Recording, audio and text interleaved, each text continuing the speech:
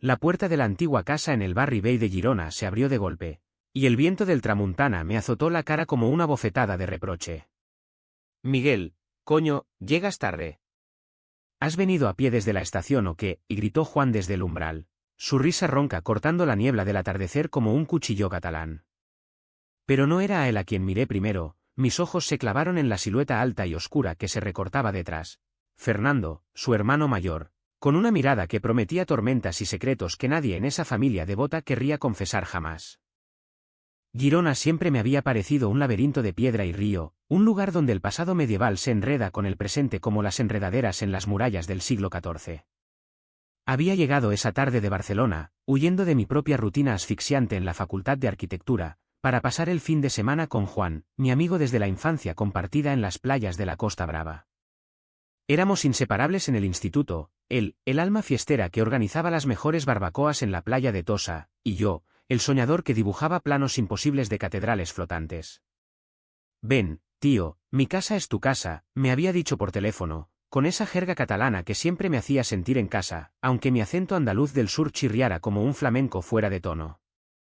La casa de los hermanos era una de esas joyas restauradas en el casco antiguo, con balcones de hierro forjado que daban al río Onyar y sus casitas multicolores que parecen sacadas de un cuadro de Dalí, pero sin el surrealismo, solo la cruda realidad de una familia de clase media, católica hasta la médula, donde el padre, un notario jubilado, rezaba el rosario cada noche y la madre horneaba pa de pajes con manos que olían a romero y a hipocresía.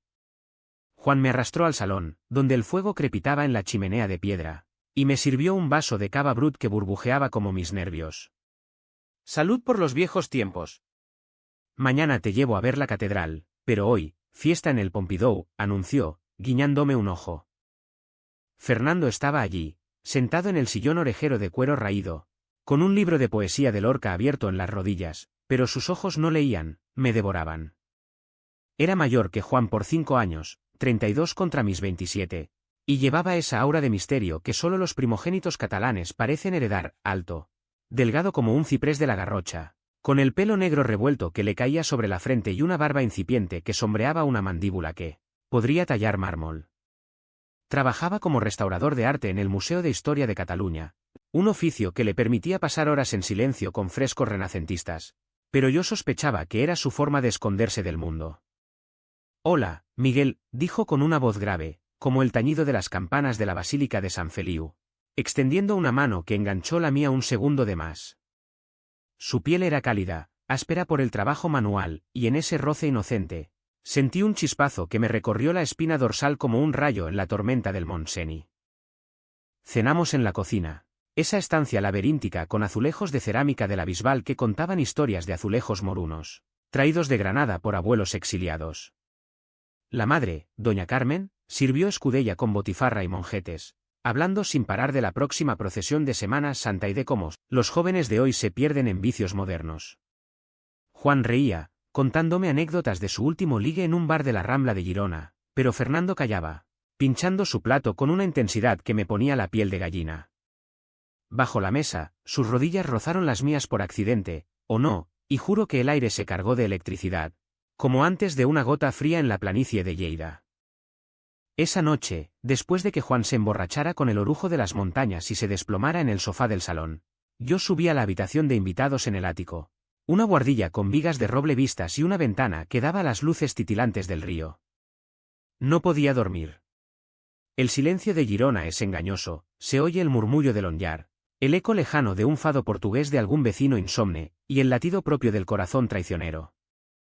Me levanté, descalzo sobre las baldosas frías, y bajé a la cocina por un vaso de agua. Allí estaba él, Fernando, de pie junto al fregadero, lavando los platos con movimientos precisos, como si cada plato fuera una obra de arte que no merecía mancharse. Llevaba solo una camiseta vieja de fútbol del Girona FC y unos pantalones de chándal que colgaban bajos en sus caderas, revelando el borde de un tatuaje que asomaba por la cintura, una rosa de los vientos, símbolo de navegantes perdidos. «¿No duermes?», pregunté, mi voz un hilo en la penumbra iluminada solo por la luna que se filtraba a través de las cortinas de lino. Él se giró despacio, secándose las manos en un trapo bordado por su madre, y me miró con esos ojos castaños que parecían pozos sin fondo, llenos de Girona, piedra, río, Secretos enterrados bajo el pavimento romano. Las noches en esta casa son largas, Miguel. Demasiados fantasmas. Su sonrisa fue un corte, afilada y fugaz, y se acercó un paso, lo suficiente para que oliera a él, a trementina de su taller y a algo más salvaje, como el tomillo silvestre de las colinas de la selva del Cadí. Hablamos. Primero de banalidades, el tiempo caprichoso de la Costa Brava, como el río Onyar se desborda cada primavera como un amante impaciente. Pero pronto, el cava olvidado en la encimera nos soltó la lengua. Me contó de su infancia, como Juan y él corrían por las callejuelas del Caljueu, el antiguo barrio judío, robando higos de los huertos escondidos y soñando con escapar a Barcelona, a esa Sodoma que su padre maldecía en las cenas. Juan es el valiente, el que vive sin filtros. Yo soy el que guarda los secretos, dijo, y su voz se quebró como una rama seca bajo el peso de la nieve de los Pirineos. Le pregunté por qué, y él evitó mis ojos, vertiendo más agua en su vaso hasta que rebosó. Porque en esta familia, Miguel, amar como uno quiere es un pecado que no se perdona. Mi padre aún cree que el diablo anda suelto en las discotecas de la Plaza de la Independencia. No sé quién dio el primer paso. Quizás fui yo, atraído por esa vulnerabilidad que Fernando ocultaba bajo capas de cinismo catalán. O quizás él, cansado de fingir. Nuestras manos se encontraron sobre la encimera de granito, dedos entrelazados como las raíces de un olivo centenario en la Priorat. El beso fue inevitable, un choque de labios secos por el aire seco del Mistral, pero húmedos de deseo reprimido. Sabía a sal de mar y a amargura de vino rancio, y en ese instante, la cocina se convirtió en nuestro mundo. El reloj de pared marcando las 2, el goteo del grifo como un corazón latiendo, y nosotros, dos extraños en una casa ajena, robando un pedazo de eternidad. Pero nada en Girona es simple. Al amanecer, cuando el sol teñía de oro las torres de la catedral, Juan irrumpió en la cocina con resaca y hambre de pan con tomate. Fernando ya se había esfumado a su taller, dejando solo el eco de su colonia en el aire. Oye, Miguel, ¿has visto hacer? Ese tío es un fantasma, siempre desapareciendo como los judíos en el cal durante la Inquisición, bromeó Juan, untando aceite virgen sobre el pa amatomaquet. Yo forcé una risa, pero mi mente era un torbellino. ¿Qué había pasado? ¿Era real, o solo un sueño febril inducido por el cava y la soledad? El día transcurrió en una bruma de turismo forzado. Juan me arrastró por el paset de la muralla, donde caminamos sobre las almenas medievales con vistas al río serpenteante, y luego al Bani Sarabs, esos baños árabes que susurran historias de placeres prohibidos bajo el yugo de los obispos. Hablamos de todo y de nada, de mi ex en Sevilla, un desastre de celos y noches en el Triana, de sus aventuras con chicas del Erasmus que venían a Girona buscando Gaudí pero encontraban catalanes temperamentales. Pero en cada pausa, en cada mirada al horizonte donde el Monsacopa vigilaba la ciudad como un obispo celoso, yo pensaba en Fernando. ¿Volvería a pasar? ¿O era un error que nos perseguiría como la sombra de la Inquisición? La tarde nos pilló en la plaza del Bí, sentados en una terraza bajo los arcos góticos, bebiendo ensaladilla rusa y vermut con sifón. Juan se inclinó sobre la mesa, su rostro pecoso arrugado por una seriedad inusual. Mira, Miguel, hay algo que no te he contado de Fer. Es complicado. Desde que murió mamá hace 3 años, se ha cerrado como una ostra. Papá lo presiona para que se case con la hija de un colega, una tal Laura de Figueres, devota y todo eso. Pero Fer. Él no es como nosotros. Su voz bajó a un susurro, y por un segundo, creí que lo sabía todo. Pero Juan solo sacudió la cabeza, pidiendo otra ronda. Es un buen tío, pero guarda demonios que ni el exorcista del obispo podría echar. Regresamos a casa al caer la noche, el cielo sobre Girona un manto de estrellas que competían con las luces de los puentes peatonales. Fernando nos esperaba en el salón, con una botella de Priorat Open y 3 copas alineadas como soldados. Para celebrar la llegada del sur, dijo, y su mirada se clavó en mí, un desafío silencioso. Juan se rió, ajeno a la corriente subterránea, y brindamos por los amigos que duran más que las murallas. Pero mientras Juan devoraba queso de la Cerdaña, Fernando y yo intercambiamos promesas mudas. Un roce de pies bajo la mesa, una sonrisa que dolía como una espina de cardo. Aquella segunda noche, el deseo nos consumió. Después de que Juan roncase en su habitación, Fernando me llevó al jardín trasero, Un patio empedrado con limoneros en macetas y una fuente que gorgoteaba como un secreto mal guardado. Bajo la luz plateada de la luna, nos besamos de nuevo, esta vez sin prisa, explorando cuerpos que parecían hechos para encajar como las piezas de un puzzle románico en la catedral. Sus manos, callosas por el yeso y la pintura, trazaron mapas en mi espalda, y yo le confesé mis miedos. Ser gay en un mundo que aún apedrea con miradas, la familia en Sevilla que finge no ver, los amores fallidos que dejan cicatrices como las grietas en las fachadas del Barry Gothic. Yo también tengo miedos, Miguel, murmuró él contra mi cuello, su aliento caliente como el siroco del desierto. Pero contigo, por primera vez, siento que podría enfrentarlos. Me contó entonces su secreto. Había amado antes, a un chico de la facultad en Barcelona, un vasco de Bilbao que lo dejó por una vida normal. Desde entonces, Fernando se había enterrado en su trabajo, restaurando frescos de santos que miraban al cielo con ojos ciegos, mientras su corazón sangraba en silencio. Juan no lo sabe. Nadie lo sabe. Sería el fin de esta familia, con papá citando el Levítico cada domingo en la misa de San Pere. Nos amamos allí, en el jardín, con la urgencia de los condenados. Fue tierno y feroz, un baile de sombras bajo los limoneros, donde el mundo se redujo a susurros y jadeos ahogados por el miedo a ser descubiertos. Después, tumbados en una manta raída, fumamos un cigarro compartido, un vicio que Fernando odiaba pero que en ese momento parecía sacramento, y hablamos de futuros imposibles. Huir a Madrid, abrir un taller conjunto en el Borne, adoptar un perro mestizo de la perrera de Salt. Pero en el fondo, sabíamos que Girona no suelta fácil sus presas. Sus murallas son prisiones disfrazadas de protección. Al amanecer del domingo, el sol se coló por las rendijas de las persianas como un intruso, recordándonos que el paraíso efímero tiene fecha de caducidad. Me desperté solo en la buhardilla, con el cuerpo dolorido de memorias nuevas y el alma ligera como el humo de una fogata en la festa major de San Narcís. Bajé a la cocina, donde doña Carmen, no, espera, la madre había muerto, como había dicho Juan, era el padre, don José, quien removía el café con una cuchara de plata heredada, su rostro surcado como las murallas erosionadas por el tiempo. Buenos días, hijo. ¿Dormiste bien? Esta casa es vieja, cruje como los huesos de un anciano, dijo con esa cortesía catalana que esconde juicios. Fernando ya se había ido al museo, dejando una nota en la nevera, vuelvo a las 2. No os metáis en líos. F. Juan y yo desayunamos en la terraza, con vistas al río donde remaban los primeros turistas en barcas alquiladas, ajenos a las corrientes profundas. Hablamos de planes, una ruta por el Parc de la Devesa, quizás un vermú en el Mercat del Lleó. Pero mi mente vagaba, atrapada en el eco de la noche anterior. ¿Era amor, o solo lujuria disfrazada de romance bajo la luna de Girona? En Andalucía, donde crecí entre patios de geranios y saetas de Semana Santa, el amor gay era un susurro en las tabernas de Triana. Aquí, en esta Cataluña recatada, parecía un grito ahogado en el Ebro, no, en el Onyar. Juan notó mi distracción. Estás raro, Miguel. ¿Es por el viaje? ¿O por alguna tía en Barcelona? Su tono era juguetón, pero había una sombra, un atisbo de preocupación fraternal que me heló la sangre. Negué con la cabeza, culpando al jetlag emocional, y cambiamos de tema a los toros, o mejor, a las corridas que ya nadie celebra en Girona, pero que aún provocan debates acalorados en las peñas del centro. Caminamos por el pont de les Peixateries Vellers, ese puente de madera que parece un dedo acusador sobre el río, y nos detuvimos a ver cómo los patos chapoteaban entre los reflejos de las casas Ocre y Siena. «Sabes, Fer siempre ha sido el protector», dijo Juan de repente, lanzando una piedra al agua. Cuando éramos críos, me defendía de los matones del colegio.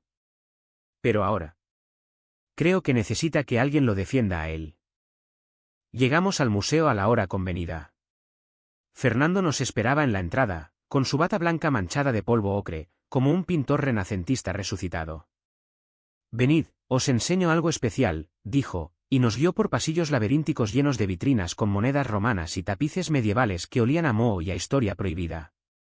En una sala apartada, nos mostró un fresco restaurado, un ángel con alas plegadas, pintado en el siglo XV, cuya mirada parecía suplicar redención.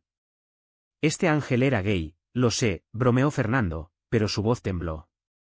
Juan rió, dándole una palmada en la espalda, pero yo vi el abismo en sus ojos, el peso de siglos de represión, de inquisidores que quemaban no solo cuerpos, sino almas. Almorzamos en una bodega escondida en el carrer dels Ciutadans, con mesas de madera astillada y paredes cubiertas de botellas de garnacha que brillaban como rubíes.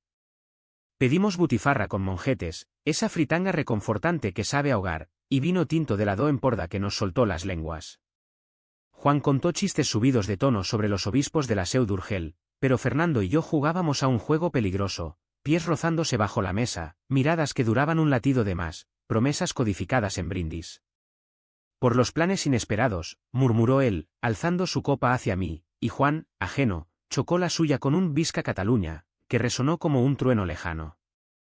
La tarde se torció en el jardín de la gerencia, un rincón verde junto a la muralla donde los olivos centenarios susurran secretos al viento. Juan se excusó para una llamada de trabajo, era profesor de historia en el instituto, siempre lidiando con alumnos rebeldes como él mismo a su edad, dejándonos solos. Fernando me tomó de la mano, tirando de mí hacia un banco oculto por setos de mirto. No puedo parar de pensar en anoche, confesó, su voz un ronroneo grave. Eres como un fresco que he estado restaurando toda la vida, capa tras capa, revelando colores que creía perdidos. Le besé entonces, allí mismo, con el riesgo de que Juan volviera, con el mundo entero como testigo invisible. Fue un beso de película flamenca, apasionado, con sabor a olivas y a peligro. Pero los idilios en Girona duran lo que un siroco, efímeros y traicioneros. Al volver a casa, encontramos a don Josep en el salón, con una carpeta de papeles sobre la mesa de caoba y una expresión que era mitad orgullo paterno, mitad ultimátum eclesiástico. Fernando, hijo, he hablado con el padre de Laura. La boda se fijará para junio, en la catedral. Es lo correcto, lo que tu madre hubiera querido. Fernando palideció, sus nudillos blancos sobre el respaldo de la silla, y yo sentí un nudo en el estómago como si hubiera tragado piedras del río Ter. Juan miró a su hermano con sorpresa, pero no ira. Felicidades, Fer. Laura es un partidazo, ¿no? Devota, guapa, de buena familia. La cena esa noche fue un campo minado. Doña Carmen no estaba, pero su fantasma presidía la mesa, el crucifijo de marfil sobre la chimenea, las fotos de comuniones enmarcadas donde Fernando sonreía con inocencia infantil. Hablamos de todo menos de lo obvio, del tiempo, que amenazaba lluvia para la romería de la Candelaria, de política, con Juan defendiendo el independentismo como un cruzado y don Josep refunfuñando sobre los locos de Madrid. Pero bajo la superficie, la tensión bullía como el fumet de un suquet mal cocido. Fernando apenas tocó su plato de suquet de peix, y cuando sus ojos se cruzaron con los míos, vi en ellos no solo deseo, sino pánico, el pánico de un hombre atrapado entre el amor verdadero y el deber filial, entre el río libre y las murallas que lo aprisionan. Después de la cena, mientras don Josep rezaba su rosario en el oratorio privado, una costumbre que databa de la guerra civil, cuando su abuelo escondía republicanos en el sótano, Juan me llevó a su habitación para charlar de hombres. Era un cuartucho desordenado, con pósters de Messi y libros de historia catalana apilados como fortalezas. Mira, Miguel, Fer no está bien. Esa boda. Es una mierda. Lo conozco, no ama a Laura. Es como si papá lo obligara a vivir la vida que él no pudo, casado, hijos, misa los domingos. Su confesión me pilló desprevenido. Juan, el eterno bromista, mostraba grietas. Ayúdame a convencerlo, ¿vale? Eres mi mejor amigo, y él te respeta.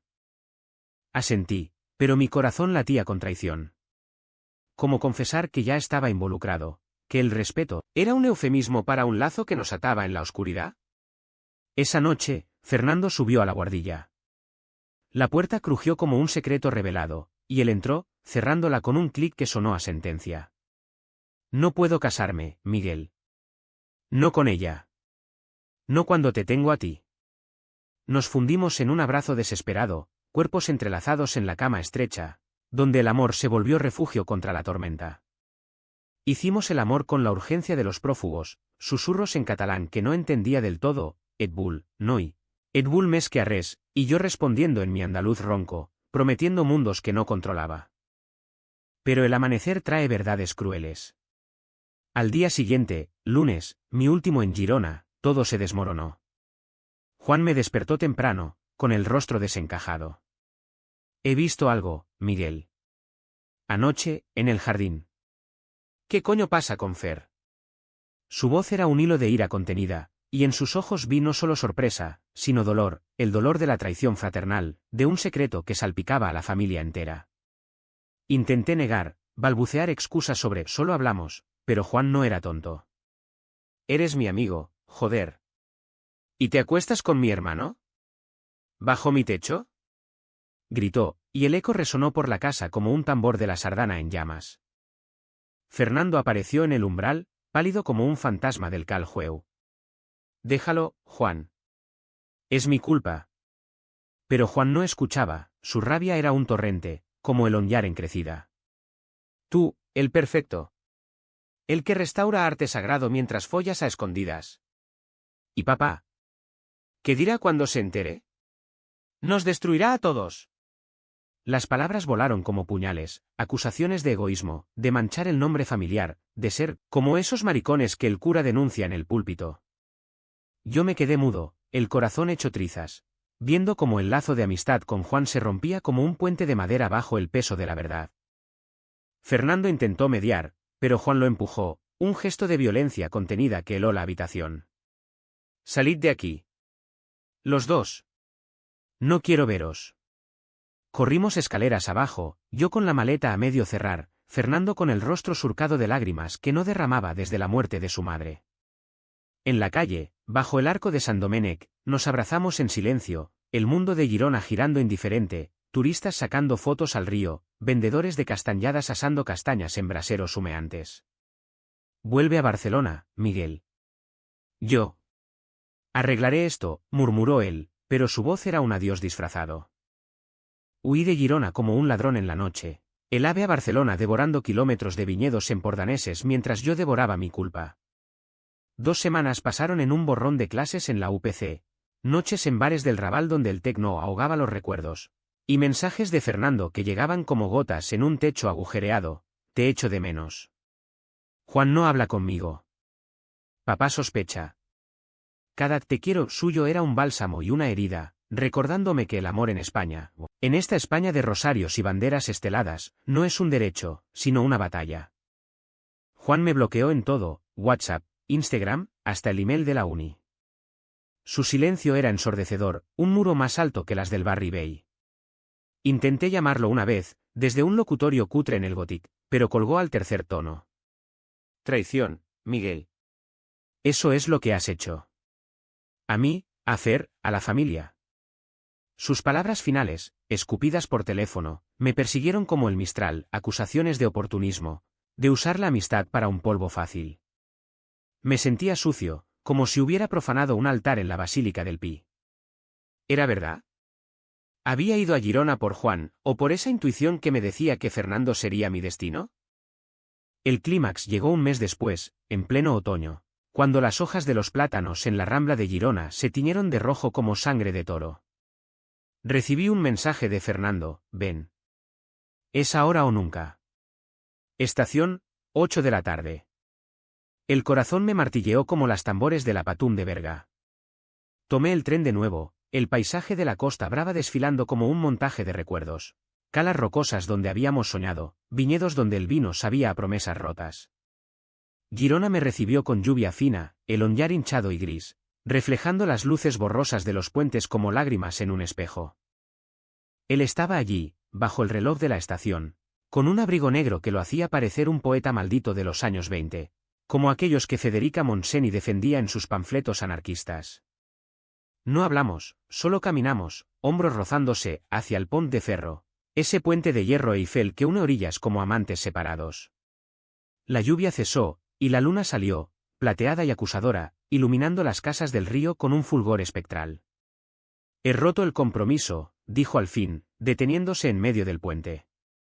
Le dije a papá todo. Que amo a un hombre. Que ese hombre eres tú. Sus palabras fueron un terremoto, sacudiendo las fundaciones de todo, la familia, la fe, el futuro. Me contó la confrontación, en el salón, con don José blandiendo la Biblia como un garrote, gritando sobre sodomía y el fin de los tiempos. Eres mi sangre. No mancharás el nombre de tu madre, había rugido el viejo, mientras Juan, desde la puerta, observaba en silencio, su rostro una máscara de conflicto. Fernando no había cedido, había empacado una maleta, amenazando con irse a restaurar iconos en Toledo o en Roma, donde el Vaticano guarda sus propios esqueletos en el armario. Por ti, Miguel. Por nosotros. Pero el drama no acababa ahí. Juan irrumpió en la escena como un actor shakespeariano, apareciendo al final del puente con una botella de absenta en la mano y ojos inyectados en rabia y arrepentimiento. ¡Idiota! Pensabas que no vendría, gritó, su voz rompiendo el silencio nocturno. Corrió hacia nosotros, resbalando en el empedrado mojado, y por un segundo temí una pelea. Unos catalanes volando como en una novela de Vázquez Montalbán. Pero Juan se detuvo, jadeante, y miró a Fernando con una mezcla de amor y furia. Eres mi hermano, joder. Y tú, Miguel. Sigues siendo mi amigo, aunque me hayas jodido vivo. La reconciliación fue un caos emotivo, como una sardana bailada en medio de una tormenta, abrazos torpes, lágrimas mezcladas con lluvia, confesiones que salían a borbotones.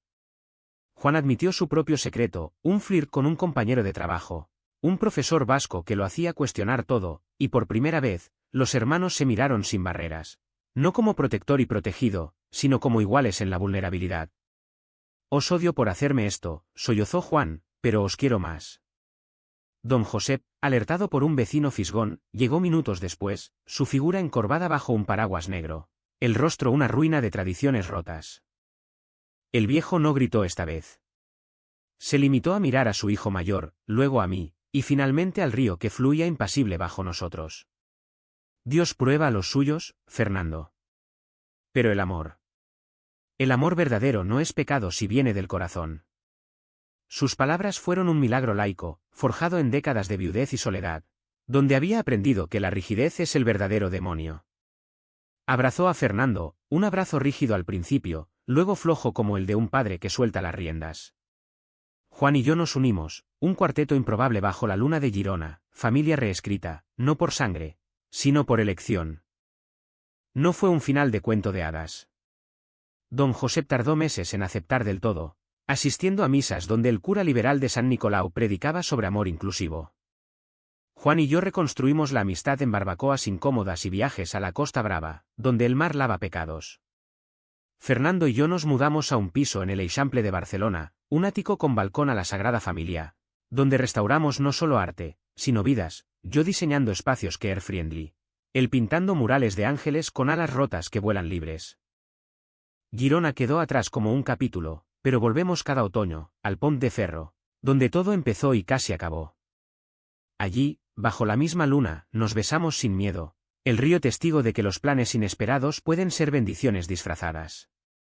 En esta España de transiciones y murallas caídas, el amor gay no es ya un secreto, sino una sinfonía. Dramática, rica en emociones, romántica hasta el tuétano, y profundamente humana.